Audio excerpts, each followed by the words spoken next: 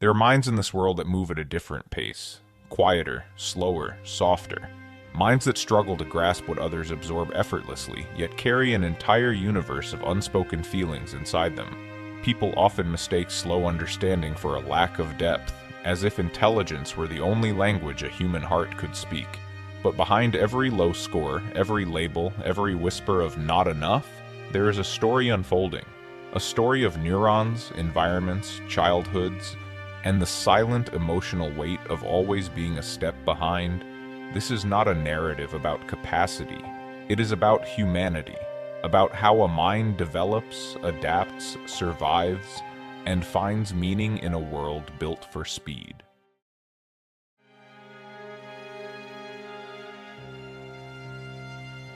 There comes a moment, often early in life, when a child with a very low IQ begins to notice the world moving faster than they can follow. Not because anyone tells them, but because they feel it. In the delayed laughter after a joke, in the puzzled stare at a teacher's question, in the gentle but unmistakable sighs of adults who hope they would catch on just a little quicker. For them, intelligence is not an abstract concept, it is a constant comparison. A quiet shadow that follows them into classrooms, conversations, and eventually adulthood. They learn the feeling of confusion before they learn the word for it. There is a specific texture to their inner world, a mixture of effort and uncertainty, like trying to read faded letters on a page that everyone else insists is clear. They process slowly, step by step, often needing more time, more repetition, more guidance. And while their surroundings keep moving, they live in a rhythm the world rarely waits for. People imagine that low intelligence means a lack of emotional complexity, but often it is the opposite. Someone with a very low IQ can understand disappointment long before understanding its cause. They can feel embarrassment even if they cannot articulate what triggered it. They absorb tone more than content, expressions more than explanations. And behind their silence, there is often a deep sensitivity to being the one who doesn't get it. As they grow older, that difference becomes more visible. In group settings, they are the quiet ones, not out of choice, but out of caution. They measure every word because experience has taught them that the wrong answer brings laughter, pity, or correction. And so, many learn to speak less, even though they feel more. Daily tasks that others complete without thought can feel like puzzles with missing pieces. Simple instructions can stretch into difficult pathways. Even small decisions can feel heavy, because the mind that struggles to process information cannot always trust its own conclusions. There's also an emotional paradox. The world assumes they do not notice their limitations, but they do. Not through logic, but through the emotional imprint left by years of being behind. They notice the pauses, the glances, the gentle tone people use when explaining something for the third time. They notice being excluded from conversations that require quick thinking. They notice the quiet distance that forms when others move ahead in life. And yet within these struggles, there is something fragile and profoundly human. The desire to be understood, to be valued, to belong, even if their steps are slower. For people with very low IQ, the beginning of the story is not failure. It is recognition. The soft, painful awareness that their mind moves differently and that the world rarely adjusts its pace. Long before a child hears the words very low IQ, the story of their mind has already begun. It starts quietly, in genetics, in biology, in the silent architecture of the brain being shaped long before memory exists. Some minds are built with fewer neural connections or with pathways that transmit signals more slowly. Not by choice, not by fault, simply by design. But origins are rarely singular. Cognitive ability grows from 1,000 influences, layered gently or harshly across the earliest years of life. A baby who receives warmth, face-to-face interaction, and stimulation will build different neural foundations than one who grows in an environment of stress, neglect, or unpredictability. The brain is not only born, it is sculpted. For some children, poverty becomes an invisible sculptor.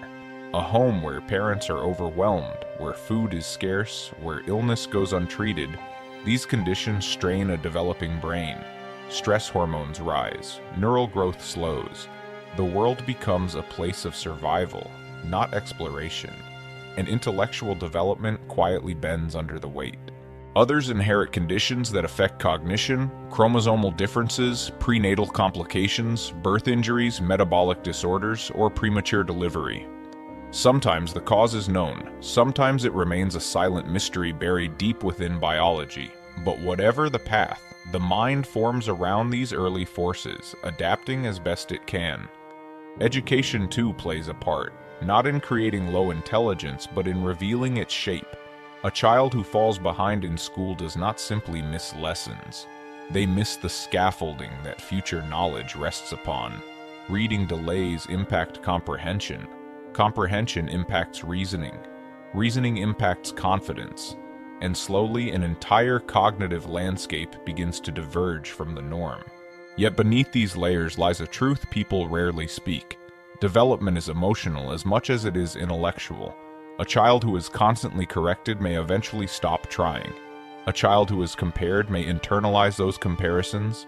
A child who is assumed to be capable of more than they can handle may grow up believing they are failing at something everyone else seems to manage effortlessly.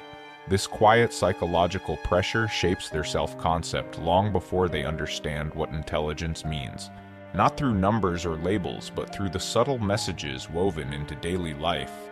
The teacher's patient tone that grows strained by the end of the week. The parent's hopeful encouragement that slowly turns into worry. The classmates who move on to harder topics while they remain at the beginning. By the time society introduces the term very low IQ, the emotional groundwork has already been laid. Origins are not just biological or environmental. They are relational. They are experiential. They are the sum of everything that touches a young mind as it tries to make sense of a world that often moves faster than it can grow. These beginnings do not define their worth, only their starting point. When people hear the words very low IQ, they often imagine a simple measure, a single number summarizing a person's entire mind. But intelligence is not a number, it is a network, a pattern of connections, speeds, and capacities that shape how information flows through the brain. At the neurological level, a mind with very low IQ functions differently, not inadequately. Signals travel more slowly. Working memory, the mental space used to hold and manipulate information, is smaller, like a desk that can only fit a few items at once. When too much is placed on it, things fall off. Not because the mind is careless, but because it is overloaded. Reasoning follows a similar pattern. Tasks that require planning, evaluating different steps, or comparing outcomes stretch the brain's processing systems. For most people, these processes happen almost automatically.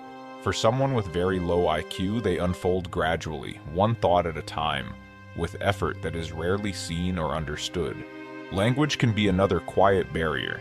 The brain may struggle with vocabulary, abstract concepts, or complex sentences. But this does not mean there's no understanding. It means understanding arrives in simpler forms, through concrete ideas, through tone and emotion, through the clarity of what is real and visible. The mind leans toward immediacy because abstraction demands cognitive resources it does not always have. Psychologists describe three main cognitive branches affected: verbal comprehension, perceptual reasoning, and executive functioning. Together they shape how a person learns, remembers, and interprets the world. Yet beneath the science lies a deeper truth. The brain is not failing. It is adapting to its own architecture. People with very low IQ often rely more heavily on emotional cues than intellectual ones. They read faces, voices, and atmospheres with surprising accuracy. Their intuition about human warmth or tension can be sharper than expected. This is not measured by IQ tests, but it is real. It is human intelligence in another form. Still, the challenges are undeniable. A slower brain in a fast world creates friction. Instructions feel longer, choices feel heavier, mistakes feel more frequent. And society, built for speed and complexity, rarely pauses for minds that move at a gentler pace. But beneath the scientific explanation lies something important. These differences are not moral failures, personal shortcomings, or signs of a smaller soul. They are biological variations, part of the natural spectrum of human cognition. A spectrum with no superior or inferior end, only different ways of experiencing life. Understanding the brain behind the score reveals something quiet and profound. that every mind, regardless of its processing speed, carries its own kind of awareness, a way of sensing, feeling, and noticing that cannot be reduced to a statistical measure. There's a particular kind of emotional weight that people with very low IQ often carry, a weight that does not come from their mind but from the world around them.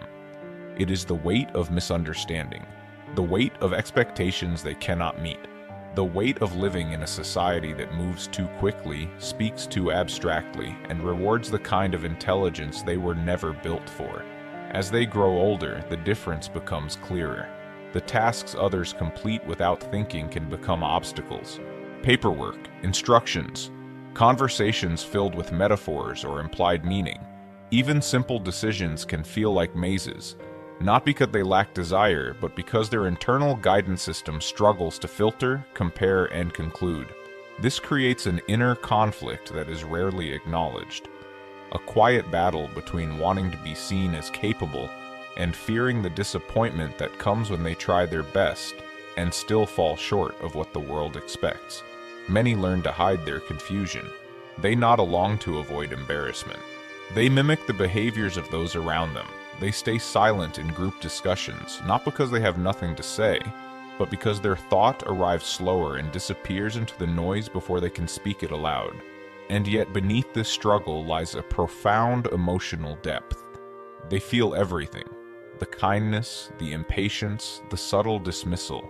They may not analyze it, but they absorb it. Emotion becomes their language when cognition feels out of reach. But then something happens, slowly, quietly. A turning point that does not arrive with sudden clarity, but with gradual acceptance. It begins the moment someone treats them with patience rather than pity, when instructions are given step by step instead of all at once, when their efforts are recognized rather than compared, when someone sees their humanity before their limitations. In these rare moments, they begin to understand. The value of a life is not measured by its speed. Intelligence is not the only way to exist meaningfully, and being slower does not make them less human, only different in how they move through the world. The walls built by shame begin to soften. The constant pressure to keep up loosens its grip. They start listening to their own rhythm. A slower rhythm, yes, but still a rhythm. Still life, still worth. Healing for them is not a dramatic transformation.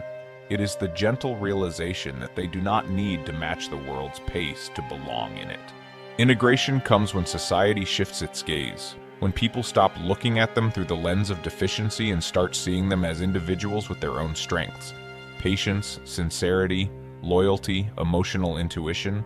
And in that quiet space, where judgment fades and understanding grows, a simple truth emerges like a soft light.